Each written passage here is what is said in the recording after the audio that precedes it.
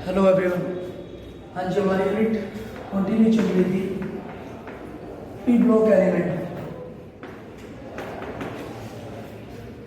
Last time हमने किया था ऑक्सो एसिड्स ऑफ नाइट्रोजन, या नाइट्रोजन की ऑक्सीजन के साथ रिएक्टिविटी, ठीक है, और उसकी एसिडिक स्ट्रेंथ हमने निकालनी थी। नाइट्रोजन जब ऑक्सीजन के साथ रिएक्ट करता है तो +1 to +5 ऑक्सीडेशन स्टेट की फॉर्म में एग्जिस्ट करता है, ठीक है। +1 ऑक्सीडेशन स्टेट में N2O मॉलिक्यूल एग्जिस्ट करता है जिसको हम नाइट्रस ऑक्साइड बोलते हैं, और +5 ऑक्सीडेशन स्टेट में N2O5 मॉलिक्यूल एग्जिस्ट करता है, ठीक है। और जो N2O5 है उसका एसिडिक कैरेक्टर ज़्यादा होता है N2O से, ठीक है। ये हमने बात कर ली थी क्योंकि जो ऑक्सीडेशन नंबर है नाइट्रोजन का N2O5 में वो ज़्यादा होता है N2O से, ठीक है। आज हम करते हैं नाइट्रोजन या ग्रुप 15 की reactivity towards halides, reactivity towards halogens, reactivity towards halogens या ग्रुप 15 हैलाइड्स, ग्रुप 15 हैलाइड्स। हाँ जी, ग्रुप 15 हैलाइड्स दो तरह से एग्जिस्ट करते हैं, 2 टाइप से एग्जिस्ट करेंगे। एक तो ट्राई हैलाइड्स, ट्राई हैलाइड्स जैसे NCl3, PCl3, AsCl3, और एक पेंटा हैलाइड्स, पेंटा हैलाइड्स PCl5, AsCl5, मतलब 5 हैलोजन ग्रुप एग्जिस्ट करते हैं, ठीक है। सबसे पहले तो ट्राई हैलाइड्स की हम बात करते हैं। ट्राई हैलाइड्स, ट्राई हैलाइड्स होगा PF3 या फिर PCl5, PF3 या PCl5। सबसे पहले अगर हम स्ट्रक्चर को डिस्कस करते हैं तो वसेपर थ्योरी से, हाँ जी, लोन पेयर हम निकालते हैं। Lone pair equal to valency of central atom 5 - हाँ जी, फ्लोरीन पे -1 चार्ज है तो ओवरऑल चार्ज हुआ -3 डिवाइड बाय 2। एक लोन पेयर होगा, एटम अटैच है 3 तो स्टीरिक नंबर हुआ 1 + 3 4, sp3 hybridisation, sp3 hybridisation. Tetrahedral geometry हम इसको बोल सकते हैं, टेट्राहेड्रल ज्योमेट्री बोलेंगे। और ये एक लोन पेयर कंटेन करता है और 3 बॉन्ड पेयर कंटेन करता है, ठीक है, या फिर 3 सिग्मा बॉन्ड बनाता है, ठीक है। जो ट्राई हैलाइड्स हैं उनमें एक लोन पेयर प्रेजेंट होगा और 3 बॉन्ड पेयर प्रेजेंट होगा। हाँ जी, बॉन्ड एंगल की अगर हम बात करते हैं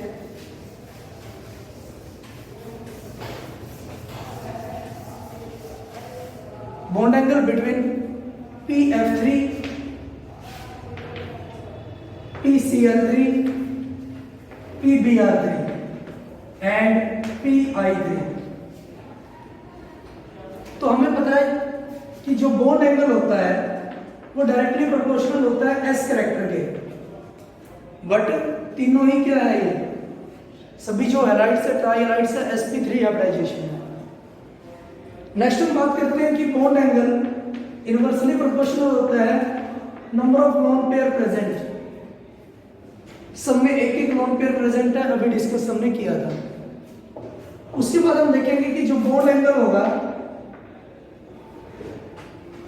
वो डायरेक्टली प्रोपोर्शनल होगा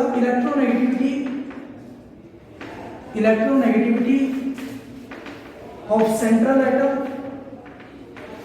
और इनवर्सली प्रोपोर्शनल होगा इलेक्ट्रोनेगेटिविटी ऑफ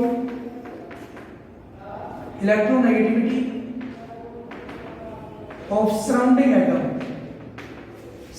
एटम की इलेक्ट्रोनेगेटिविटी के इनवर्सली प्रोपोर्शनल, ठीक है।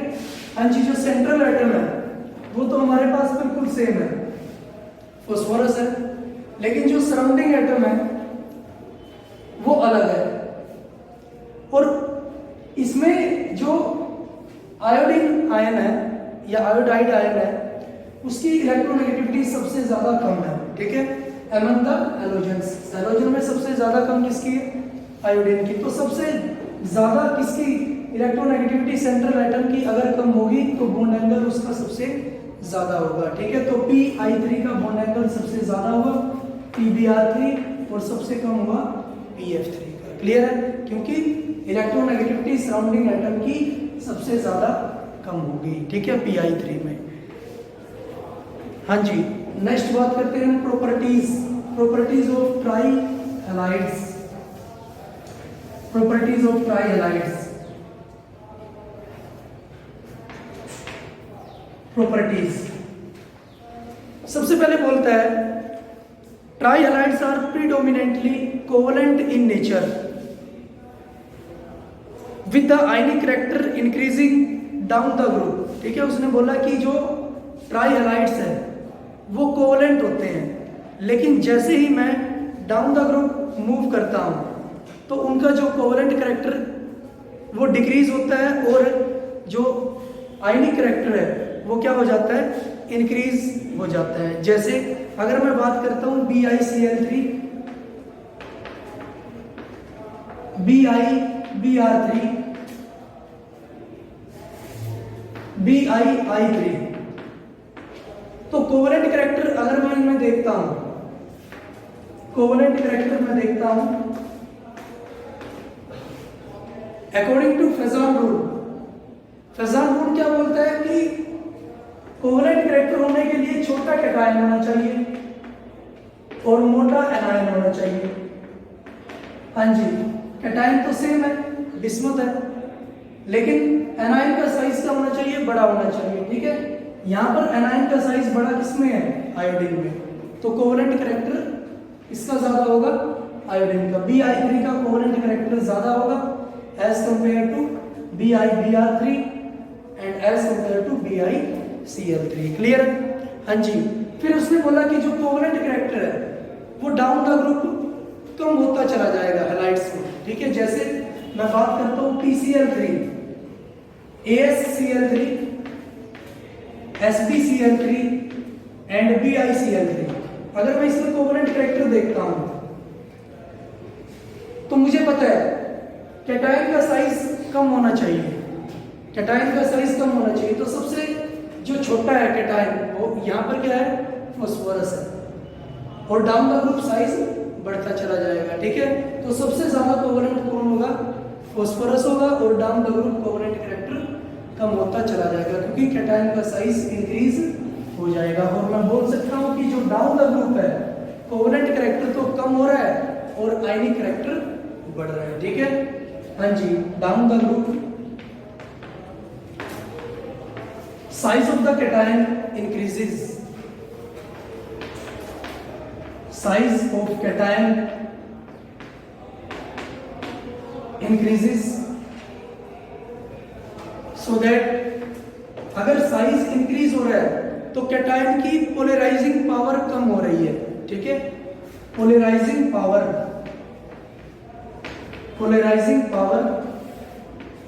Of cation decreases. Polarising power कम हो रही है तो कोवलेंट कैरेक्टर भी कम हो रहा है, कोवलेंट कैरेक्टर डिक्रीजेस और आयनिक कैरेक्टर इंक्रीज हो रहा है, ठीक है। आयनिक कैरेक्टर इंक्रीज होगा डाउन द ग्रुप, ठीक है। नंबर सेकंड वो बोलता है कि जो ट्राई हैलाइड्स है उसमें NCl3 ट्राई हैलाइड्स की स्टेबिलिटी की बात करता है और स्टेबिलिटी कंपेयर करता है NCl3, NBr3 and Ni3। NCl3, NBr3, Ni3 stability compare करता है। जो स्टेबिलिटी होती है NCl3 की, NCl3 बहुत ज़्यादा एक्सप्लोसिव होता है, ठीक है, एक्सप्लोसिव होता है। और अगर मैं स्टेबिलिटी की बात करता हूँ कि जब भी मैं डाउन द ग्रुप बात करता हूँ, डाउन द ग्रुप मूव करता हूँ, तो हेलोजेंस है उनका साइज क्या हो रहा है, बढ़ रहा है, लेकिन नाइट्रोजन का साइज सेम है और सेकंड पीरियड का एलिमेंट है। तो इन दोनों के बीच, कैटायन और एनायन के बीच साइज डिफरेंस बढ़ता जा रहा है।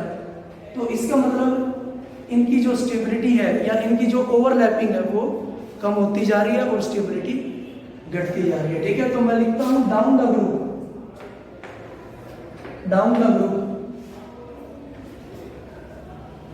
The size difference between, size difference between nitrogen atom and nitrogen atom and halides या हैलोजेंस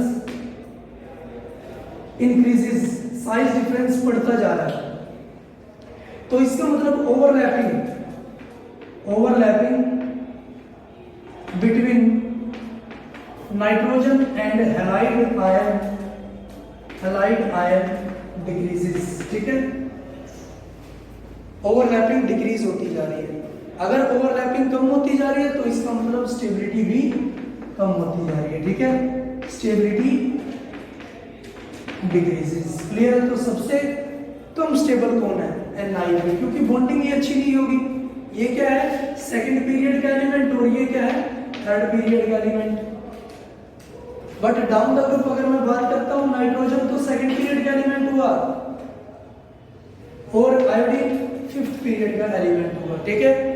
तो अगर इन दोनों का साइज डिफरेंस बहुत ज्यादा है तो इनके बीच ओवरलैपिंग भी ज्यादा नहीं होगी या ज्यादा इफेक्टिव नहीं होगी, ठीक है, और बहुत जल्दी इनकी बॉन्ड टूट सकती है, इसलिए स्टेबिलिटी इनके अंदर कम होगी, ठीक है।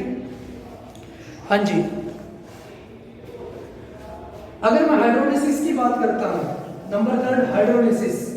जो हाइड्रोलिसिस है ट्राई हैलाइड्स की, वो नेचर पे डिपेंड करता है, मॉलिक्यूल के नेचर पे डिपेंड करता है कि हाइड्रोलाइज्ड होकर क्या प्रोडक्ट देता है। जैसे NCl3 को जब मैं हाइड्रोलाइज्ड करता हूं 3H2O, NCl3 प्लस 3H2O, तो यह हमें देगा NH3 प्लस HOCl,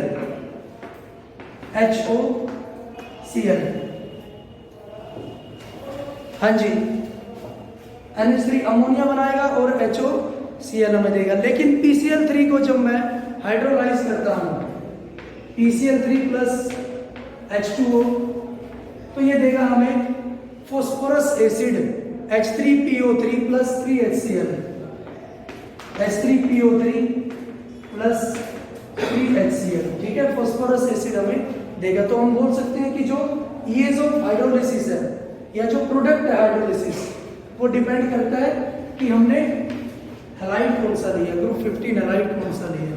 क्लियर है। हाँ जी, नेक्स्ट है जो ट्राई हैलाइड्स है, due to presence of d orbital acceptive pair of electron thus behave as a Lewis acid.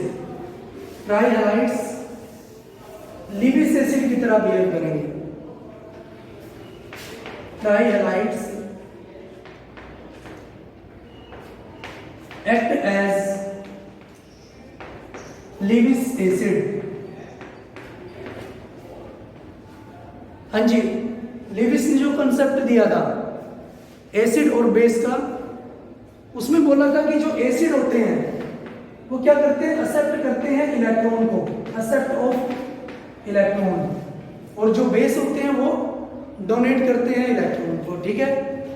तो जो PF3 है, क्योंकि फास्फोरस के पास वैकेंट d ऑर्बिटल प्रेजेंट होती है, तो PF3 फ्लोरीन को क्या कर सकता है, और ज्यादा फ्लोरीन को क्या कर सकता है, एक्सेप्ट कर सकता है, ठीक है। तो किस फॉर्म में आ सकता है, PF5 की फॉर्म में, ठीक है, ड्यू टू प्रेजेंस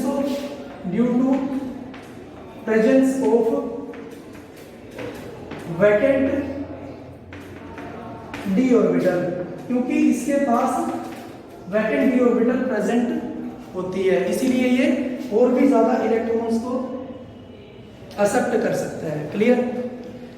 तो अगर मैं लिविस एसिडिटी की बात करता हूं, PCl5, PCl3, AsCl3, अगर मैं down the group Lewis acidity की बात करता हूं, जैसे PCl3, AsCl3, SbCl3 और BiCl3। हाँ जी, लिविस एसिडिटी हम देखते हैं होमो-लुमो गैप से। सबसे ज्यादा इलेक्ट्रोनेगेटिव यहां पर है हेलोजन एटम, क्लोरीन। क्लोरीन सबसे ज्यादा इलेक्ट्रोनेगेटिव एटम है, तो उसकी एनर्जी को मैं सबसे कम रखता हूं। उसके बाद फास्फोरस, इससे कम इलेक्ट्रोनेगेटिव है, तो उसकी एनर्जी को थोड़ा ऊपर रखता हूं। Next arsenic, antimony and bismuth. तो मुझे पता है कि होमो-लुमो गैप सबसे ज्यादा कम किसका है? फास्फोरस का और क्लोरीन का। तो ये बहुत जल्दी क्या कर सकता है? इलेक्ट्रॉन एक्सेप्ट कर सकता है, किससे? क्लोरीन से। तो इसकी एसिडिटी क्या होगी? ज्यादा होगी। ठीक है, या फिर मैं बोल सकता हूं, हमारी बात हो चुकी है, एसिडिटी इनवर्सली प्रोपोर्शनल है होमो-लुमो गैप के, होमो-लुमो गैप की। क्लियर है? तो मैं बोल सकता हूं कि PCl3 ज्यादा एसिडिक है, वो जल्दी एक्सेप्ट कर लेगा क्योंकि उसका होमो-लुमो गैप क्या है? कम है, as compare to AsCl3, SbCl3। ठीक है, तो लिविस एसिडी का जो ऑर्डर आ गया वो ये आ जाएगा। क्लियर? हाँ जी, जो नाइट्रोजन है, अब हम बात करते हैं नाइट्रोजन की, क्योंकि नाइट्रोजन लिविस एसिड नहीं है, क्योंकि उसके पास वैकेंट डी ऑर्बिटल नहीं होती। ठीक है, वो 5 बॉन्ड नहीं बना सकता। लेकिन जो नाइट्रोजन है, ये नाइट्रोजन कंपाउंड्स है, वो बेस की तरह एक्ट करते हैं। नाइट्रोजन जो कंपाउंड्स है वो बेस की तरह एक्ट कर सकते हैं, और उसको हम क्या बोलेंगे? नाइट्रोजन जो कंपाउंड्स है, जैसे NCl3, NF3, NBr3, उनको हम लिविस बेस बोल सकते हैं। लिविस बेस बोल सकते हैं, लिविस बेस हम बोल सकते हैं, क्योंकि अगर मैं NF3 की बात करता हूं, इसके पास एक लोन पेयर प्रेजेंट होता है, और जो वैकेंट डी ऑर्बिटल है वो भी इसके पास प्रेजेंट नहीं होती। ठीक है, तो अपने लोन पेयर को ये क्या कर सकता है? डोनेट कर सकता है किसी भी इलेक्ट्रॉन डेफिशिएंट स्पीसीज को। ठीक है, donate of electron takes place. तो इसका मतलब ये लिविस बेस की तरह एक्ट करता है। ठीक है, लिविस बेस की तरह एक्ट करता है। लेकिन अगर मैं इसकी बेसिसिटी निकालता हूं, NF3, NCl3, NBr3 और Ni3, अगर मैं बेसिसिटी इसकी निकालता हूं, ठीक है, तो इसको मैं निकाल सकता हूं on the basis of back bonding, on the basis of back bonding. जैसे NF3 है, NF3 है, या बैक डोनेशन भी हम उसको बोलते हैं। NCl3 है, NCl3, NBr3, NBr3।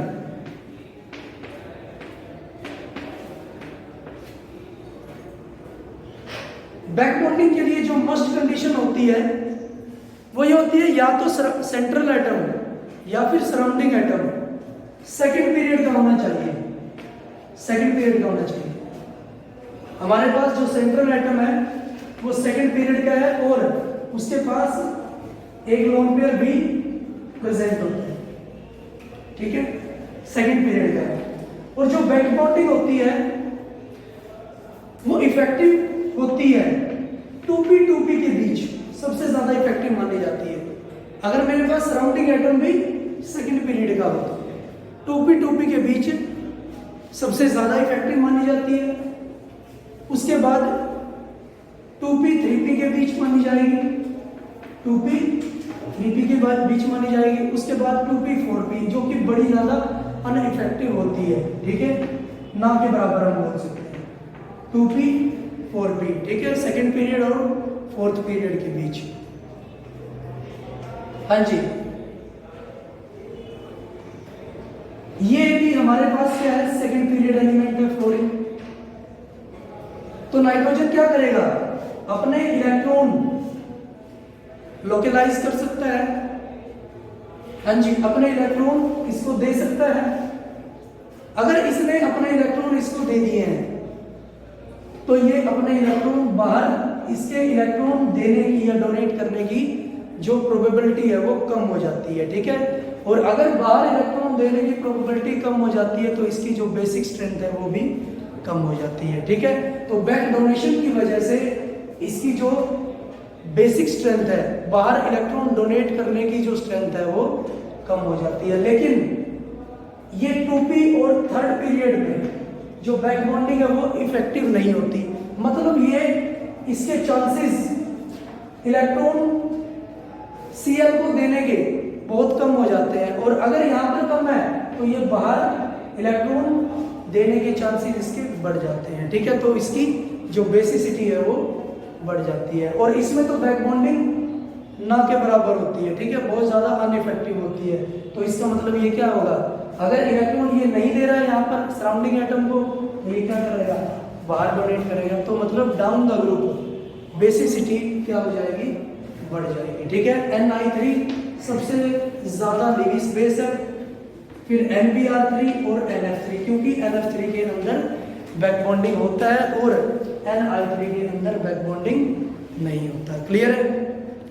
तो ये है हमारे ट्राई हैलाइड्स, ठीक है। आज के लिए इतना है। Thank you for cooperation.